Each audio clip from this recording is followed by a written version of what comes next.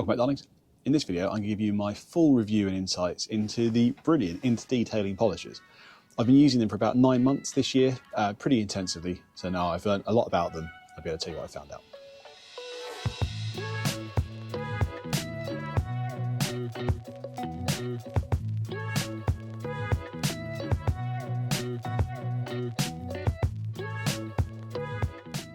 I've got the full complement of their polishers, and I'm going to start off with the place that nearly everyone will do, and that is with the DA8, because this is the entry machine. Okay, so the DA8, this is the entry to the In2Detailing polishers, but it's not entry level, and it's about £104 last time I checked, and that means it's a bit more than the Argos ones you get, which are about 65, but I have to say that it's a lot better. So if I was looking for a polisher to start off with, I would always go with this. Don't go for the super cheap stuff because you'll end up needing to replace them. This, you'll end up needing to potentially complement with a different polisher, but there's very little need to actually replace this. So if you are new to polishing and you want to find out what the best one is to use, I would go with this. It's flexible. It's I guess a 5-inch plate and a 3-inch backing plate. Really nicely counterbalanced, and compared to the -6 Pro that I had previously, a much smoother and much more powerful machine. So it doesn't stall out as much. It's very ergonomic, not very vibey. It's a pleasure to use. Now I will say that there's a new -6 Pro V2, and it looks very similar to this. It is exactly the same polisher. It's in a different dress, that's all, different colours, and that's the only difference. The specs, the cord, everything else, exactly the same. Still, it comes with the new backing plate, the new 3-inch one like this, as opposed to the super skinny one. This is thick, like a hockey puck. It's really well counterbalanced, and a vented 5-inch plate. So it's exactly the same polisher, except for it costs about £20 more. There's no reason to go for it. However, if you do want to, I've got a link down to that below, as well as all of these. I'm not loyal just to the In2Detailing brand here, but yeah, I wouldn't spend the extra money because you're getting exactly the same machine. So with that said, if you want to know where to go to start with polishing, DA8. But then it's a case of, where do the rest of these fit in with it? Let me talk you through that. Okay, I'm going with the Force Rotation polisher first because I absolutely love this. And I think the perfect complement to the DA8 is this unit. Now you might be wondering why, and you may be thinking that's a strange combination to go with. Let me say, this gives you a lot more cutting power than the DA8. To me that's important, because if you're wanting more than what the DA8 can give you, you might as well go something that's going to give you a lot more. And it's not just cutting power, but also a huge amount of flexibility. Flexibility is important. And I feel like this really cuts down the time it takes me to do work. So not only does it cut more effectively, I also can do lots of edge work. As you can see from these clips here, you can really roll over the edges, which would stall out a traditional DA. So in that way, you get the benefit of like a rotary, where it won't stall out on you. This is exactly the same. However, it's safer than a rotary to use. Don't get me wrong, it's more aggressive than a DA, but it's still less aggressive than a rotary in terms of being able to burn through the paint, which is always a risk with a rotary. There is a learning curve with this. It's not like a natural, oh, I know how to use a DA, so I'm just going to jump on and use this. It is forced in its rotation, so it can take you for a walk. The pad can really pull you if you're not careful with it. And I think you just need to learn how to use it, and that's what's happened with me. I've learned how to use it, and now I really know how to maximize it. To the point that I generally do most of my 5-inch pad work with this, or the 6-inch. It has come with a 6-inch plate as well. And then I use the DA8 a lot for the 3-inch work. However, on some paint types, this just doesn't finish down well, in which case the DA8 having the 5-inch and the 3-inch pad options is all you're going to need. So if I was going to go for an ultimate combination, these are the two options I would go with. So where does that leave things like the DA15, the DA12 and the Nano? Just before I go looking into that, I wanted to show you this. This is the rupair's Melee, and I've also got the Flex here I'm looking at.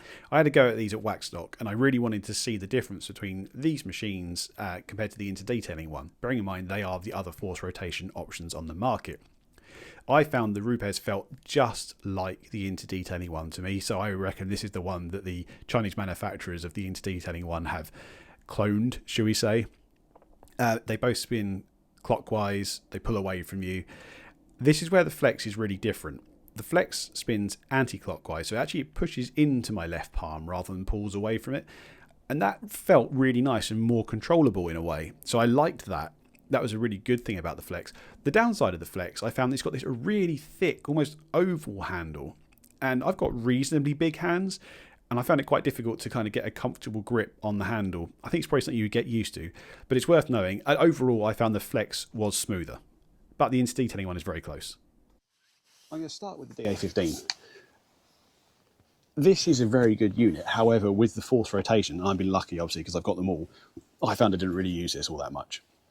And in fact, I ended up using it more with fibre pads, like the Eurofiber 50/50, which is a really good thing. On some of the harder paints, I found that finished down better than the force rotation.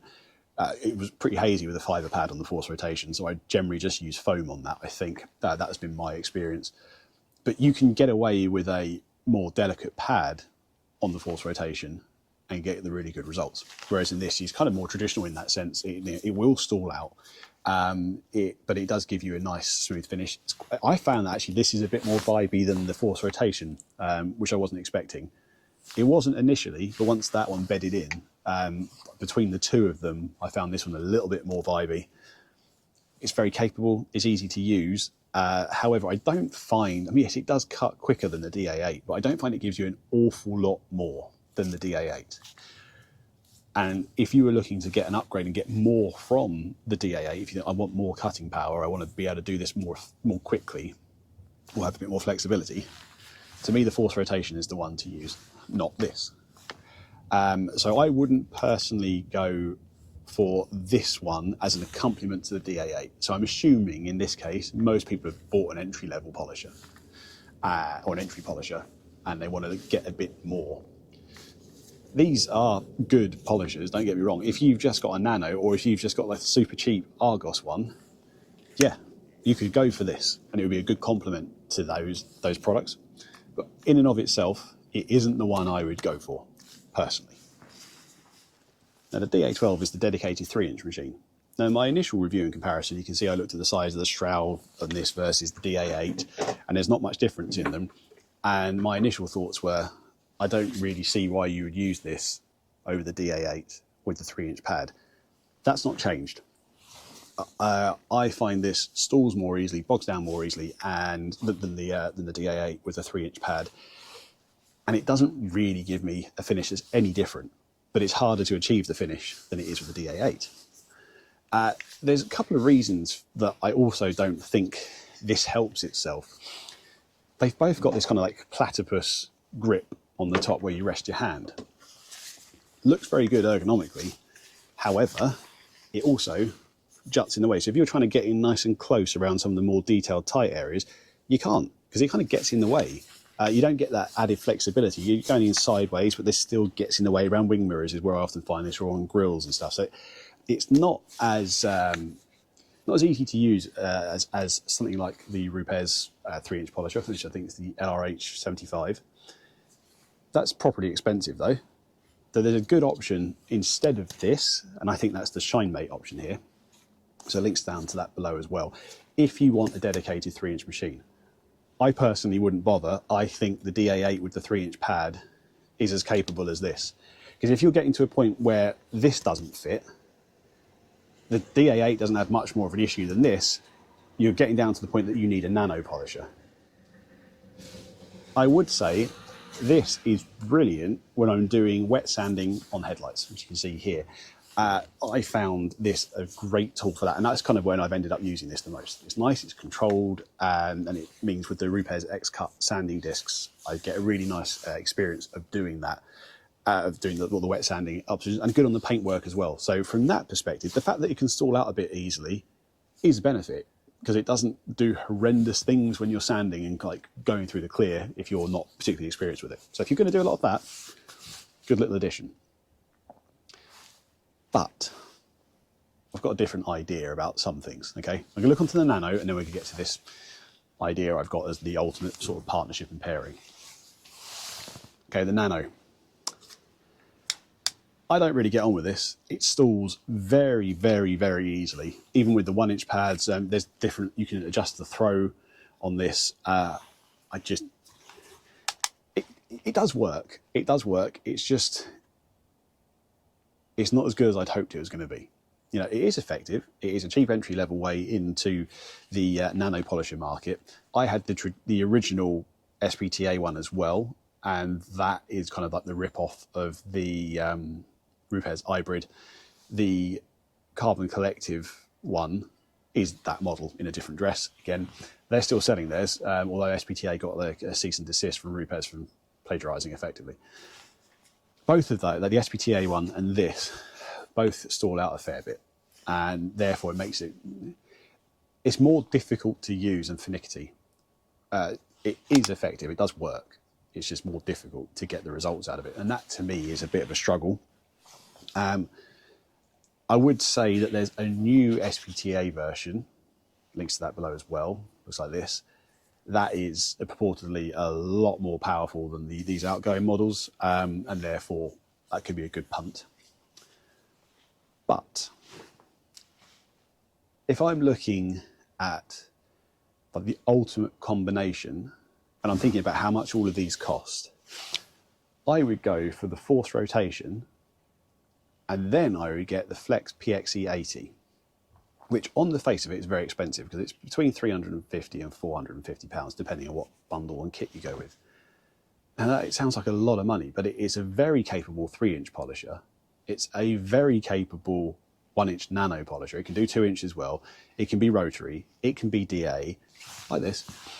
You can get extension bars on it with like a flexible shaft, so you can do kind of the cone polishes on it, get inside the grills, under the door handles.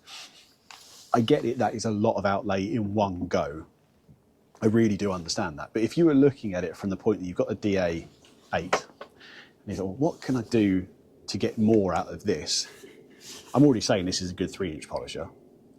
However, if you think, oh, I wanted like a dedicated 3-inch polisher, or I wanted a nano polisher as well, keep this, use this as your 5-inch polisher, get the PXE80 to go with it, if you can afford it. If not, I would say run the DA8 as the 3-inch polisher, use the force rotation as the 5 or 6-inch polisher. And that would be a really good combination for about £250, I believe, without any pads, without any polishes. That's really good value. So if you were going for the force rotation, it's somewhere between 250 and 300. So if you go for between the force rotation and the DA8, get a nice selection of polishes and pads, you'd be absolutely sorted. So the winning combination for me is to get 90% of your car polished, no problems. Definitely the DA8 and the force rotation. If you're getting to that point where you really need a nano polisher to get in and get under all the tight gaps, all the nano polishers are circa 180 to 230. If you're in that realm that you need one of those polishers, maybe try and get on second hand, or go down the Flex PXE80 route as I suggested. Get it, it's expensive, but there's not much else on the market that is as effective and as flexible as that product. I hope that one's been useful. Thanks very much for watching. See you in the next one.